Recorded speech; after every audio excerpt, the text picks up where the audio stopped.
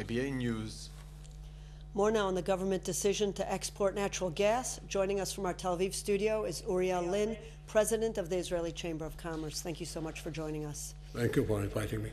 It appears that the decision will be approved next week. Who, in your opinion, are the biggest winners and the losers?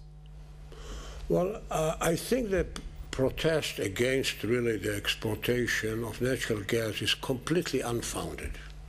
We tend to forget who is really responsible for the finding, who really made this possible. It's not the government.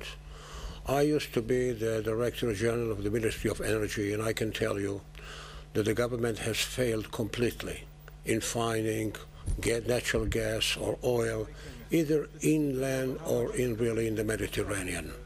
We have to understand that private sector, the risk, the resources were completely by the private sector in Israel. And the private sector in Israel, this is really what made it possible. And it's not a matter that the state, of course, the natural resources belong to the people. But then you need to exploit them. You need somebody to invest. You need somebody to do the job. Now, if we're going to say that all the consumption should go only domestically, no foreign investor would like to come to our country. But certainly, it would be completely unrealistic. But certainly, Mr. Uriel, it must be important to retain the extra gas reserves for the economy. I think the decision is a balanced decision. I will tell you, I would be also happy with 50-50. And I think 60% is really the protection needed for the local needs. It's even a little above what is really needed. And we are talking really about the range of time of about 30 years, 25 years. A lot could be happening in the exploitation of energy, primary resources of energy, and so on.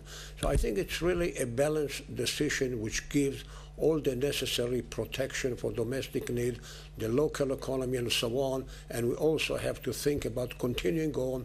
We need to invest a lot of infrastructure in making possible the export and also the supply to the domestic market.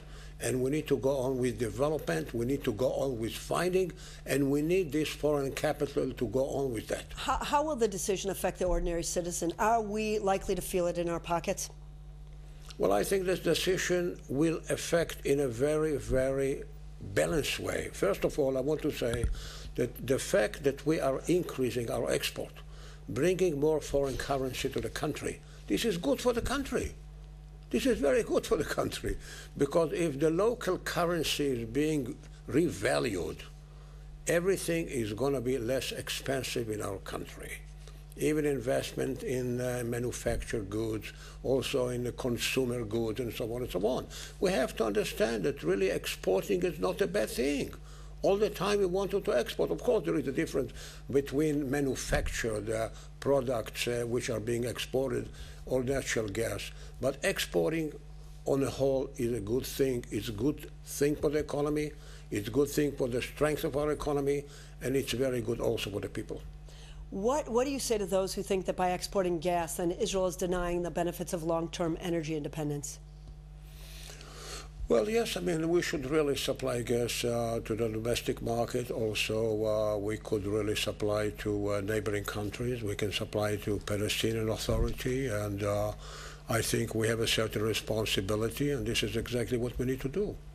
Uriel Linn from the Commerce, thank you so much for joining us. Thank you very much.